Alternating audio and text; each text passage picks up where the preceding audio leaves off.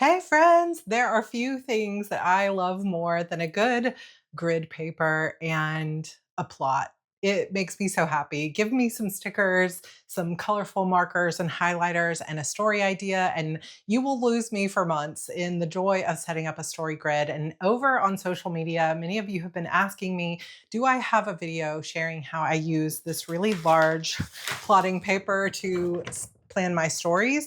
And I don't have a specific video about it. So we're going to make that today, and we're going to go deep on what am I actually putting on this sheet?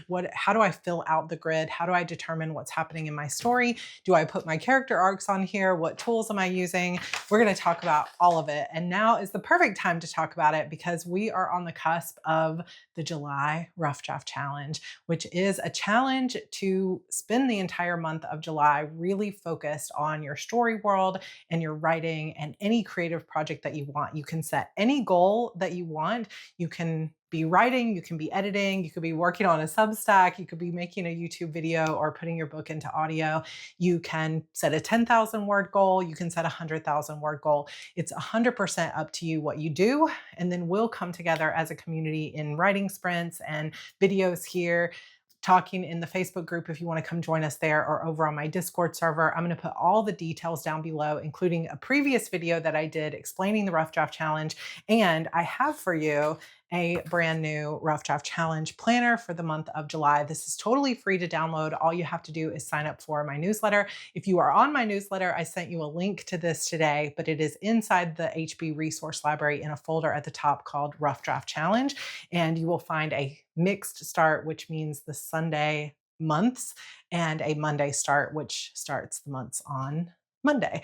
So it's a full daily planner, a meal planner, a plotting planner. It has a story grid in there, everything you could want, as well as some word tracking tools. There's also a website you can use to sign up and track your word count every day. All of it is free, and you are so welcome in this community. If you're here, go ahead and hit that subscribe button and come join us. But we're going to nerd out together about some story structure, and I'm going to share my 4-act plotting method on a piece of grid paper. Let's do it.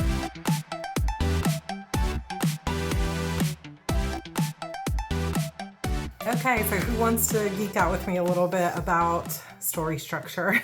Now, one little caveat here is that, first of all, you can do this any way that you want. You can do it on any type of paper, you can do it on the wall, you can do it digitally on your iPad, and obviously not everybody is a plotter. And so you still might be able to get something out of this even if you're not an outliner. So for example, I am a heavy outliner. I will run through multiple outlines of my story, and then it will shift and change, and then I'll re-outline as I go.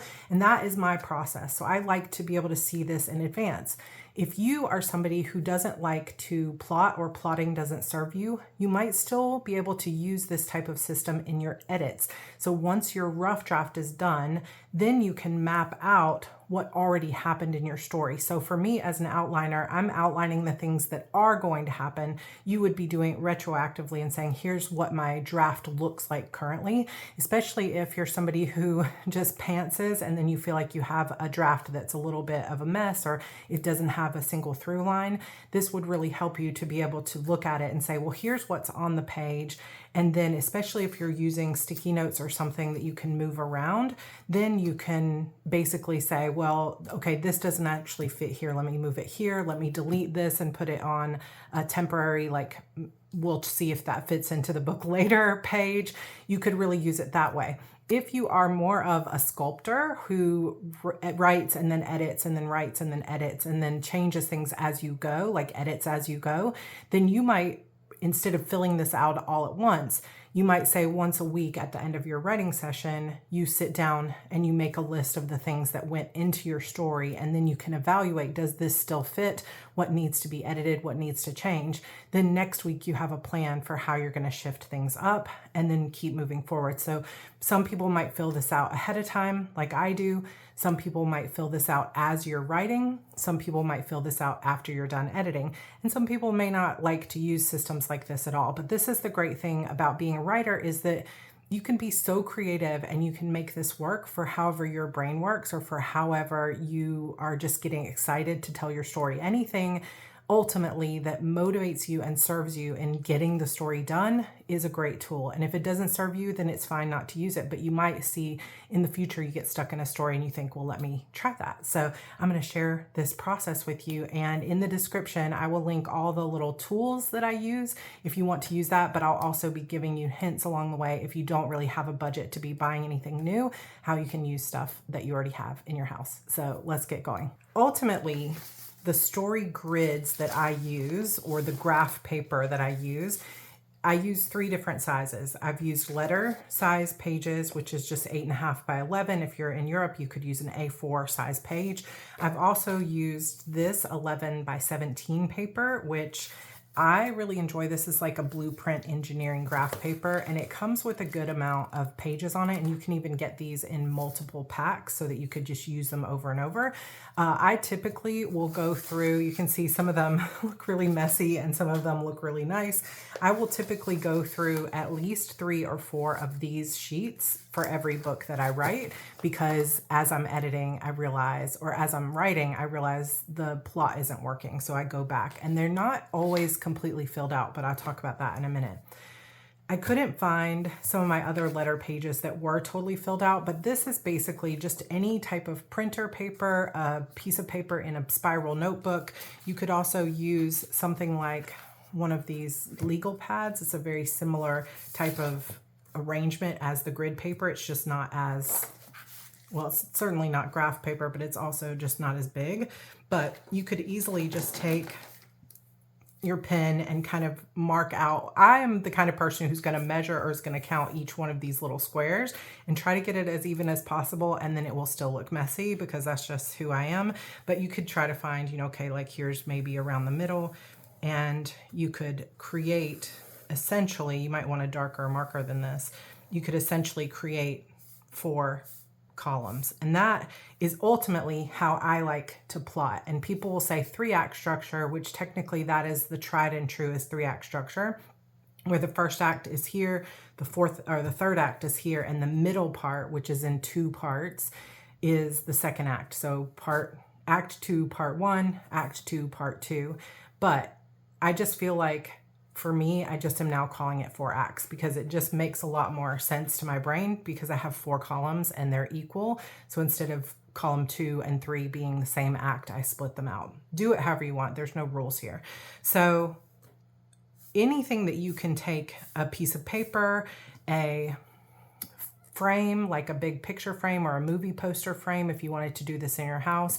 I also have taken easel board paper and created a grid on my wall. So if you want to see some video examples of that, I will have those wall plotting pages or videos linked for you down in the description. So you can do it small scale, you can do it as big scale as you want. You can do it on something that feels more permanent like a whiteboard, or you can do it on your window in your room, a closet door. I've seen people doing stuff on their closet doors, but some visual place where you can see the plot. Some people will do it on poster board or triboard, anything that works for you. So you just want to pick a size paper or a location that is easily accessible for you, that you can pull out, that you can carry with you. So one of the first things I think about is, for this book, am I going to want to take this with me to a coffee shop? Am I going to want to travel and go on a writing retreat with this? If so, I can't take the wall with me, but I can take one of these. For that reason, I will also often create the sheet and then also put it on my wall, which is, you know, double duty. But then again, it gives me another chance as I'm creating the wall or creating this next piece of paper to just think through the storyline yet again. But if you're wanting to write really fast, you might not want to write down the plot in 2 or 3 different places. You might just want to streamline it to one place. And so those are all things that you might want to think about.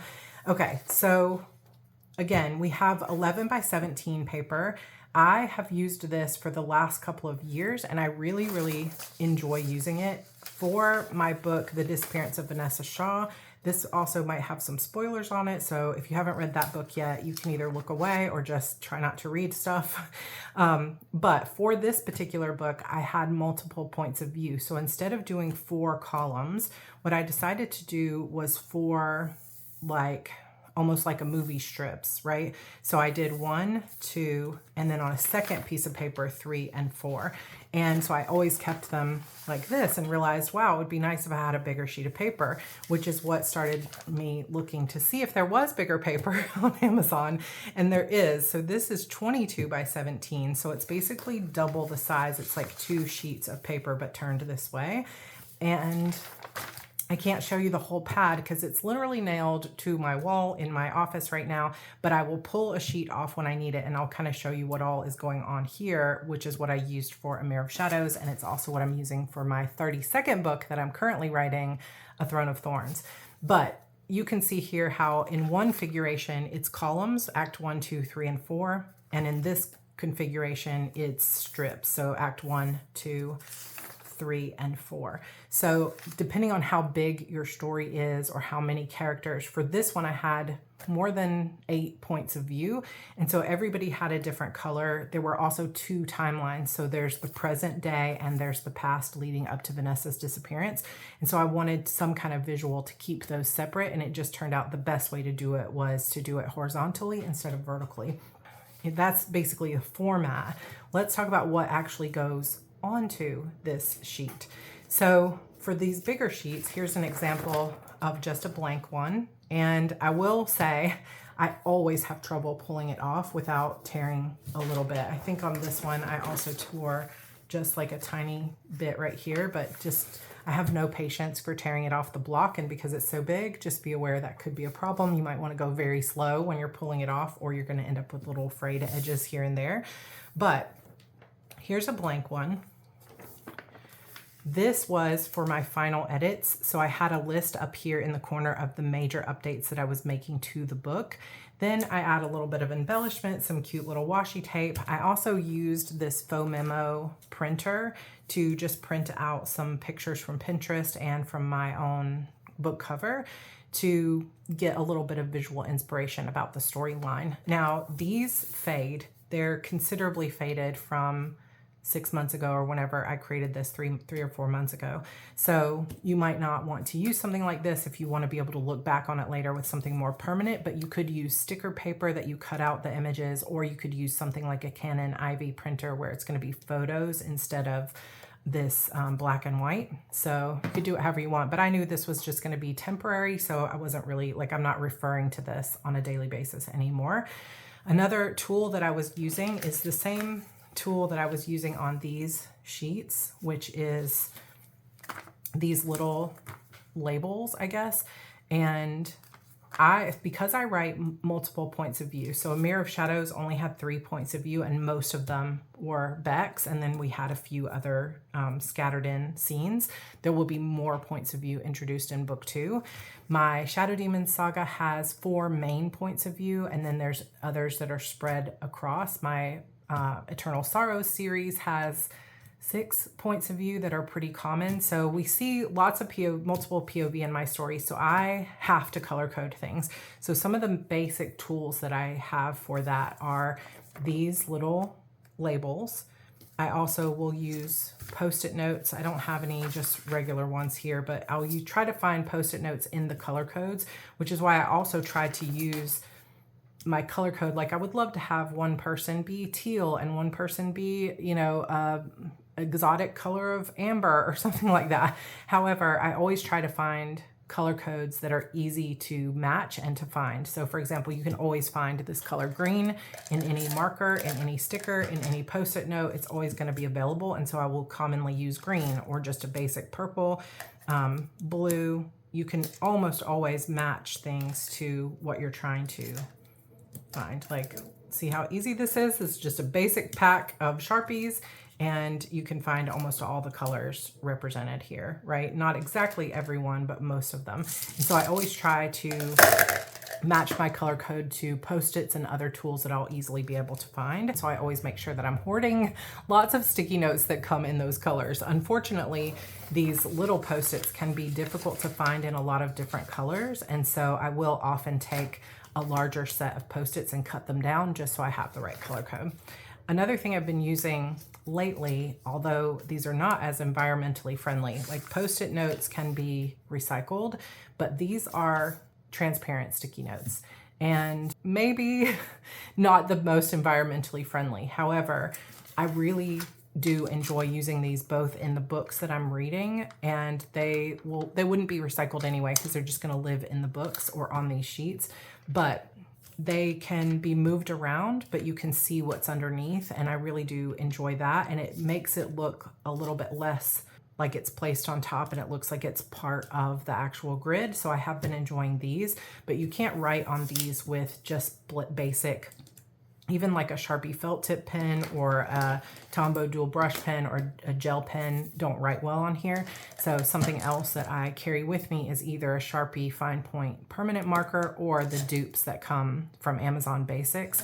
All of these colors, for example. So on my new story grid, something that I've been doing is white transparent sticky notes, and in order to indicate whose point of view it is, I'll use the color code of the marker. So this would be Bex's point of view, and you can see how it disappears in terms of this. It looks like I'm writing on the paper when you use the transparent sticky notes, and I just really have been enjoying that. But like I said, if you're super environmentally conscious, you might not want to use those because I don't believe they're recyclable at all, whereas regular Post-it notes are.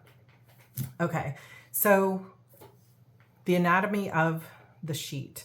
You can set this up however you want, but the way that I have decided to set it up is any major story threads that I'm working through go on the top left corner, pictures for inspiration in the top or in the left column. I have created these 4 columns so that they will perfectly match with a regular Post-it note. So this is 12, a grid of 12 count, so 12, 12, 12, 12. I'm not sure exactly what it is from top to bottom, but I wasn't as concerned about that, so I just drew it where it looked nice.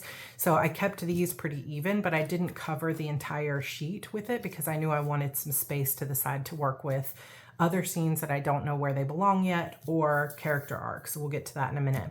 So Act 1 is this column, and the story is taking place from top to bottom here. So I start with the opening image. What's the first thing that we see when we come into the story world? And then the next thing, according to Save the Cat, if you like that style of plotting, is the theme stated. And so I will like to put that here, but it might not necessarily go so close to the top. So if you just want to list scenes, you might not list those like Save the Cat beats or the heroine's journey or the hero's journey or anything like that. You can really set it up however you want. But in this particular version of it, I did start underlining some of the Save the Cat things like the catalyst and the debate and the first doorway, but then I stopped doing that later because I just didn't need it. So again, you'll see a mix of different systems here. But what I like to put is basically what's happening in the prologue or the first scene that we see. What's the setup of the story and introduction of this main character and the story world as it exists right now. And of course, this is for book 1 in a series. For book 2 in a series, it's a little bit different in terms of how that plot plays out. But here we're meeting that character for the first time. We're getting to know what is wrong with their life, what needs to be fixed with their life, what their flaws are, what's their wound or the thing that they believe about themselves that's really a lie that's holding them back from being their true selves. So we're learning all of that character development, but also getting introduced to the world and the status quo. And then eventually there's going to be something that starts to change your character's status quo, some kind of invitation or inciting incident or something that changes the story in some way.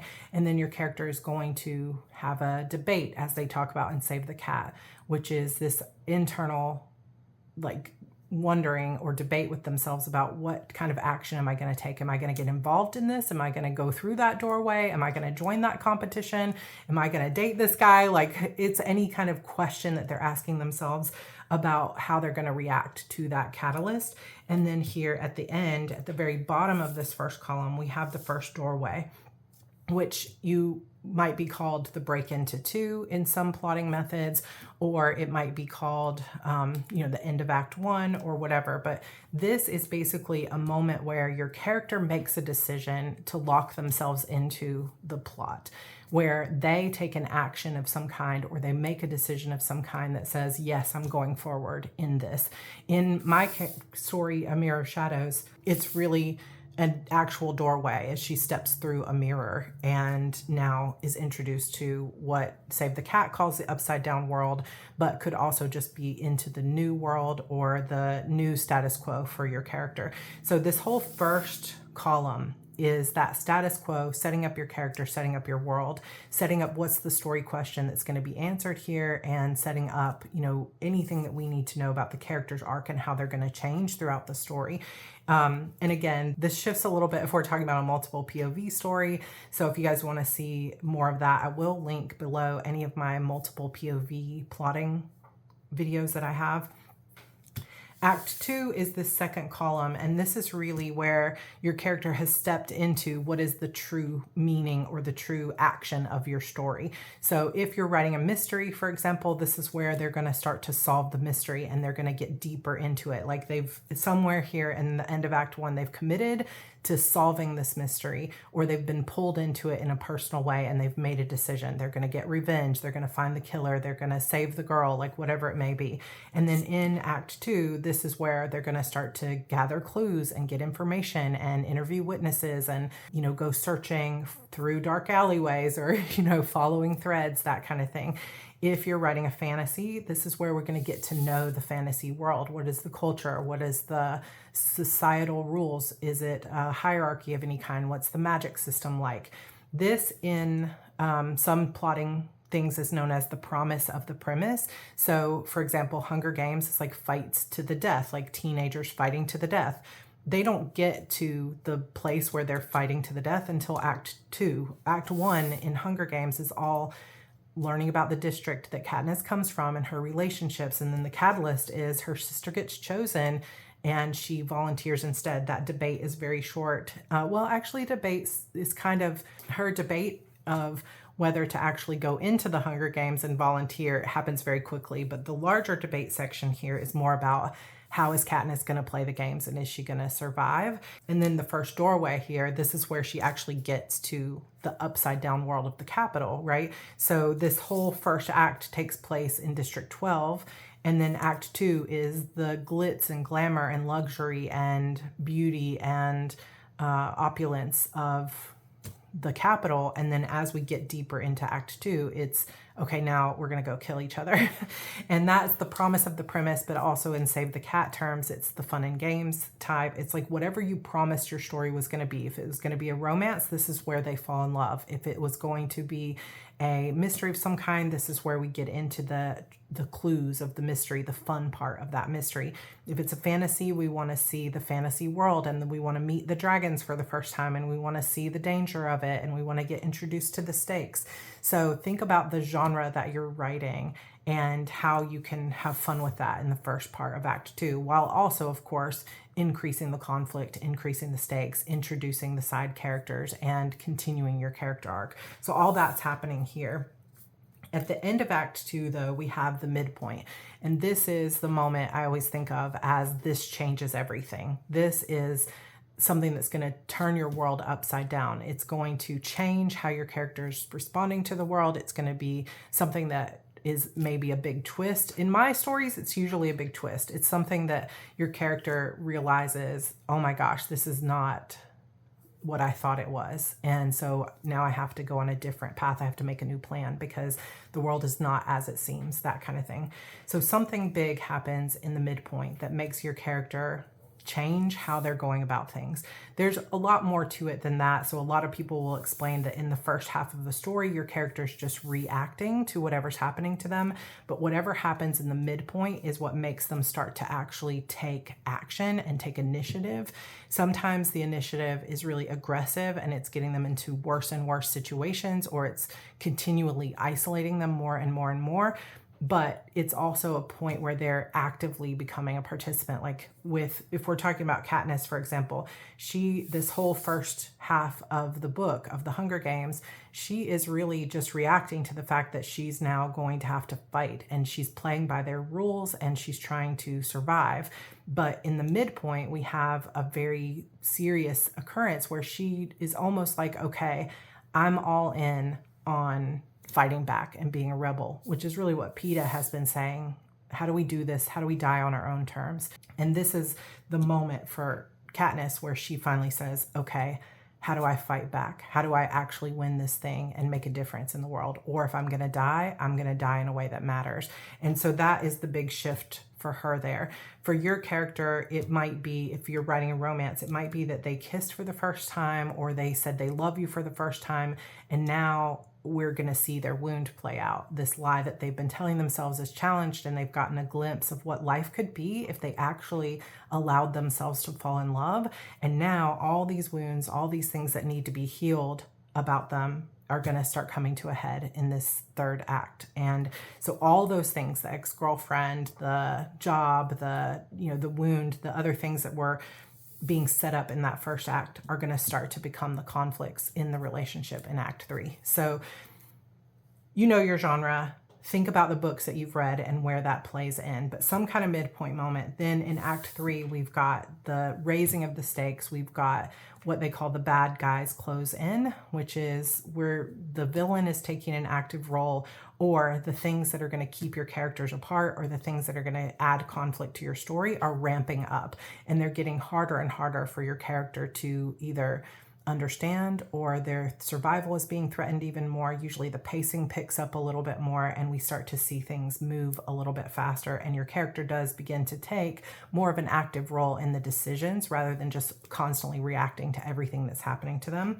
So we start to see the character shift and transform internally, and then also externally, but they become the person that they want to be. And your character, your story could be very character driven or very plot driven, but you're usually going to have some interweaving through all of this between your character arc and your storyline. Just how much character arc there is going to depend on what type of story you're writing and your writing style and your voice and things like that. But we've got all those things coming to a head. And this is also where you need to make sure that everything that's going to play a role in the climax of your story is being set up here. All of the skills your character needs to know, all of the knowledge that they need to have, the twists and turns. Like if your character is going to need to know how to shoot a fireball across the room to open a gate, we need to see them learn how to shoot a fireball if they didn't already know how to do it. If your character is going to, think about James Bond, if your character is going to escape using some kind of sneaky little thing like, something on their watch or whatever, then we need to know about it. It needs to be planted in these second and third acts, but particularly need to be reminded of it in the third act so that when your character pulls it out in the final moments, we can be like, oh man, I remember that. It's like plants and reveals. James Scott Bell calls this the Q factor because of James Bond. But any of those like payoffs, right? So anything that is going to pay off in the end, whether it's an emotional payoff or an actual story action payoff, you need to think about where are you not only setting it up in Act 1, but how are you weaving it through your entire story so that people can remember that, oh yeah, I forgot about how much she loved her sister. Oh my gosh, her sister. And then this moment here, it's like, oh my gosh, I don't know, something poignant or rememberable about her sister. And you want to play those things in, like whatever is going on with her character arc needs to get completely closed up here. That's what makes it a satisfying story for your reader, is that there's through lines. It's not just that they're reading a story. They're reading a story that has emotional significance or where something begins to resonate in a way. And that means you need those plants and reveals and those payoffs that are planted throughout the entire story, and then at the end really start to pay off.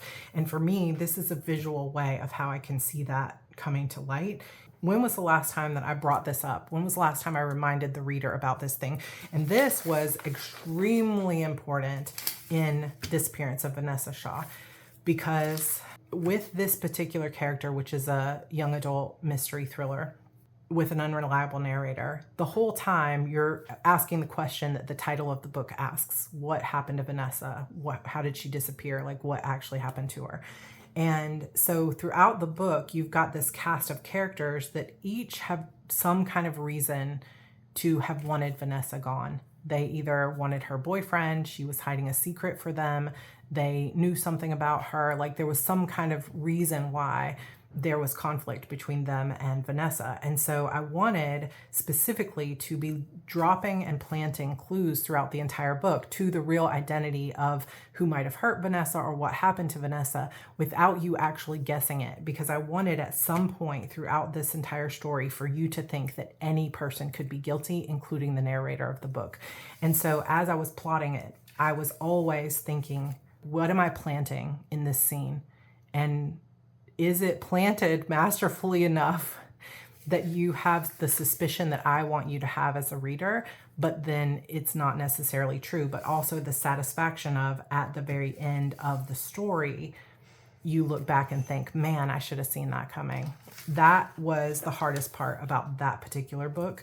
This book is a fantasy series. So this, The Shadow Games is a fantasy series. And I always write twists. I like twists. I like for things you don't see coming. But it's a very different brand of that because first of all, it is a series. And second of all, it's a fantasy world, not a murder mystery or anything like that. So I'm setting up different things, but the principle of it is it's the same. Is once I think about, so for example, there's a pendant in this particular story that we see right here in the setup of the book, the very first part of Act 1. It's in the very first episode as I was reading them live. That pendant is a plant. It's a resonant thing that will be drawn through the entire story. So I had to kind of track where else are we seeing the pendant and what significance does it have throughout the story without beating it over the head, but making sure that it's there enough to remind the reader about this pendant and its emotional significance. And then at the end of the story, boom, we see the twist and the reason why this pendant is there and who it belongs to and why it matters. And if I had only mentioned it in the beginning and not pulled that thread through multiple times throughout the story, it wouldn't have resonated as much as it does in the end. So sometimes what I like to do, and the reason that I like having it as a bigger grid like this, is because I like to be able to plot out of order. So I'm not going to show my story grid for the newest book, but if you go to my Instagram, you can see it. And I think in my shorts here as well, you can see a little bit of a vision of it. It's not like all of this is filled out and this is all empty. It's like a little bit here, a little bit here, a little bit here, a little bit here, because I'm kind of plotting backwards. I'll plot the opening image and then I'll think about what's the climactic moment of this one. And with a series, you're not just thinking like I did with Vanessa Shaw of where does it end? You're thinking, how does this ending play into the next book and the next book and the next book? So I'll plot this and then I'll think about the ending and then I'll think, okay, but what needs to happen at the midpoint that's going to play into the ending? And I'll just be like little popcorn across the entire grid, which is why I like to have it all laid out rather than just a set of notes, right? I like to physically see where does this scene go in the order of the story. So anyway, third act, getting back to the point, third act is where you're going to see all that stuff start to come to light, like the skills, the relationships, all of that is getting into place like you're putting together a puzzle. And then when we get to the end of Act 3, now we're into the break into 3, or we're into that moment of sort of like the dark night of the soul. What's the worst possible thing that could happen to your character? It needs to happen in this area of they're giving up. They feel like all is lost. Everything is, gone exactly wrong. And they're finally faced with this wound or this thing that needed to change about them in their character arc, the thing that's been holding them back from becoming the person they were always meant to be. It's going to come to a head in some way here at the end of Act 3 and into Act 4, which is going to force them to change. So the whole story, you've been seeing your character begin to grow and face their past and face their pain and become the person that they have always wanted to be or that they need to be in order to fall in love or to beat the enemy or whatever kind of genre you're writing. And this is the area, end of Act 3, beginning of Act 4, where we're going to see that full transformation begin to happen. We won't see the fullness of it until we get to the climactic moment, but we're going to see that progression, that change in their energy, that determination of okay, this is it. I have to change. And so we'll see that begin to play out here.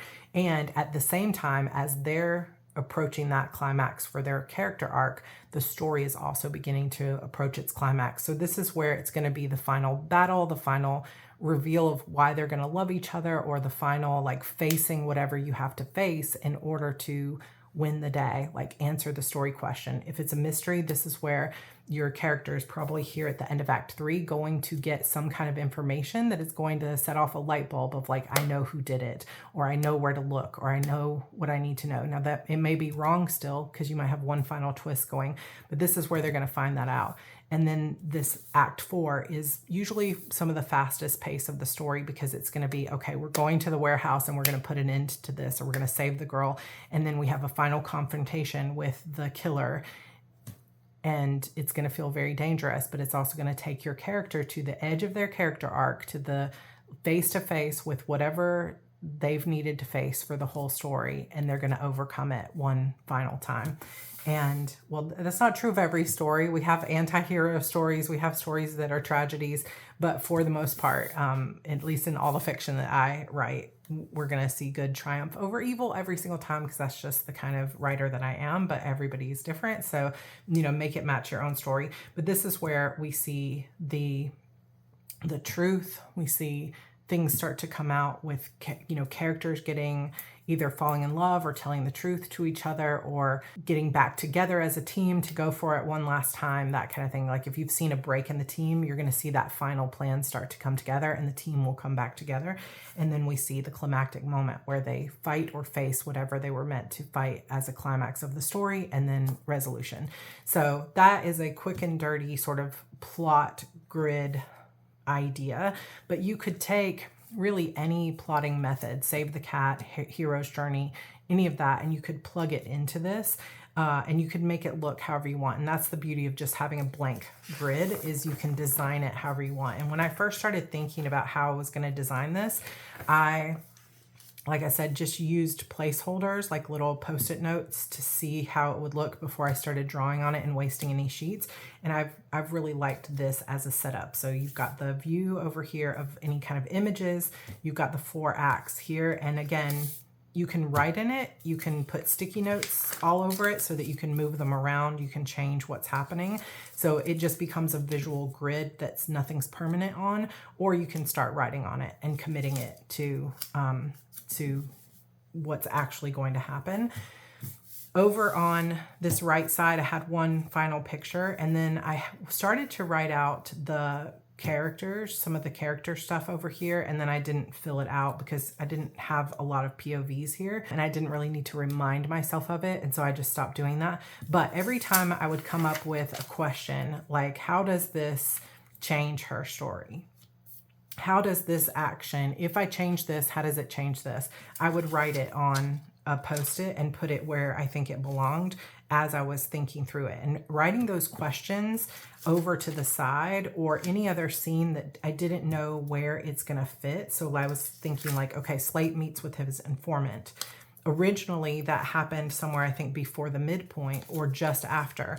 And I started thinking, where do I want that to happen in the final version? And it moved multiple times. And so I kept moving it kind of over to the side.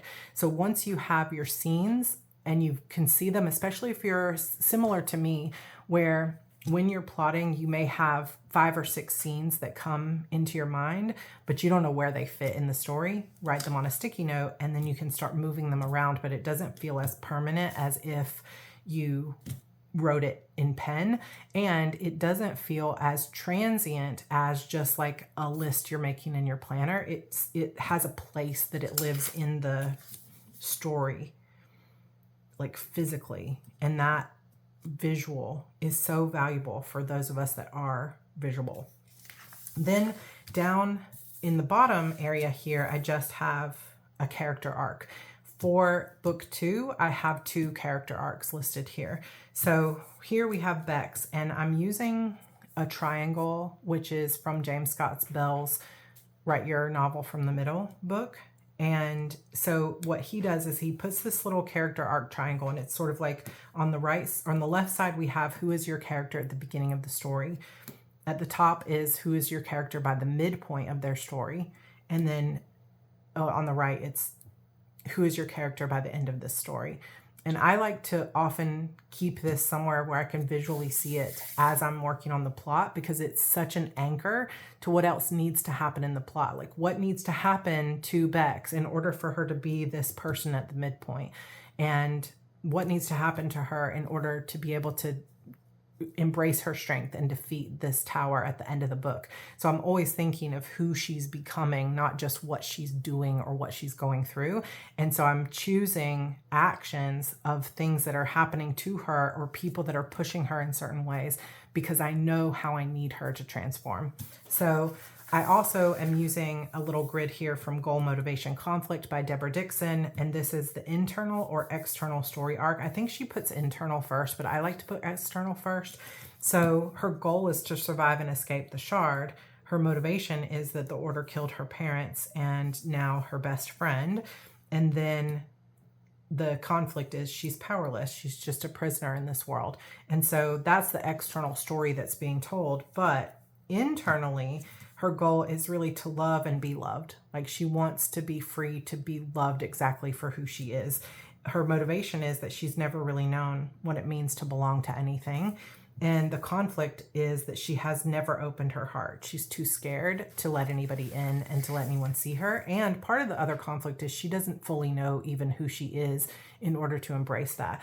And because I'm writing a series, we're going to see a part of that character arc come to life in this first book, but it's going to expand in the second book because that is her journey is going to be over the course of multiple books. So I need to be thinking about that. And the character arc is like what piece of her character arc falls into place here. And then how does that expand in the second book? So hopefully this gives you some ideas. I know I've just been kind of rambling about it, but I really, really hope that just seeing some examples of how you can put your story onto some kind of visual plotting grid can help you in actually getting it done.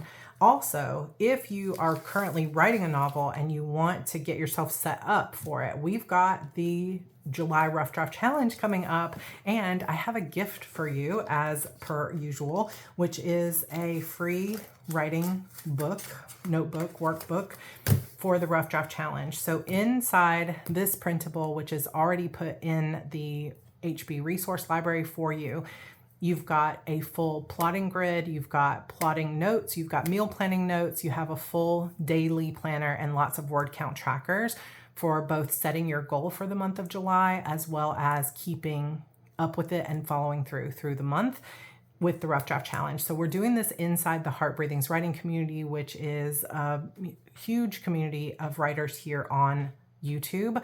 And we do have a Facebook group, so I will link that down below as well. And we have a Google Calendar where you can track when the writing sprints are going on.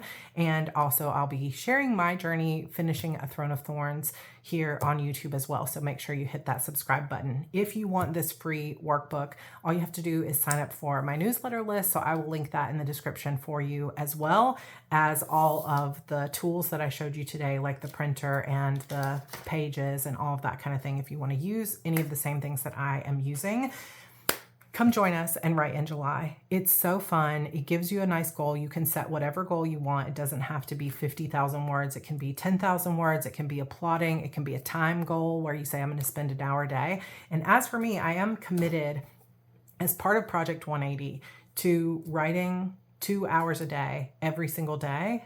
A little bit of leeway on Sundays. Maybe if I don't want to write for 2 full hours on a Sunday, I don't have to. But other than that, 2 hours a day until this book is done. And I'm hoping that's going to be done by the end of July. So if you want to join me with that, you want a little bit of extra motivation and accountability, come join us in the Rough Draft Challenge. It's totally free to participate. And there's a website and everything where you can track your word count and keep up with it. And you can grab this free workbook anytime. If you want to see a full walkthrough of the workbook and how to use it, I will link that for you down below as well from last November when we did the Rough Draft Challenge. It's a full walkthrough of the exact workbook. It's just the dates are now from November. Now they're July. So come join us. I super love you guys. Thank you so much. Let me know if this was helpful. And if you have any questions or other things that you'd like to see when it comes to the story grid, like if you liked the walkthrough, but you want to see more specific of what happens in each act or how I use it to plan my stories, please let me know in the comments. And otherwise, I do have another Project 180 video coming for you, hopefully later this week, and lots of updates going on in my shorts tab as well here on YouTube and over on Instagram.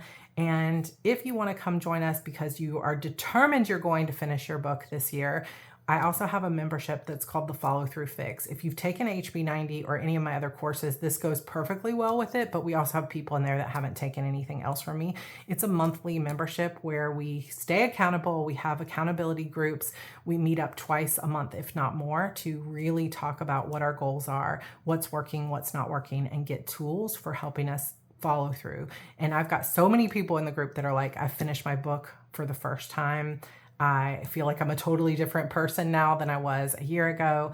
Like, it's really changing lives for the people that are all in on it. And we would love to have you. So I will link that down below if you want to join the Follow Through Fix as well. Otherwise, make sure you're subscribed, and I will see you in my next video. Bye.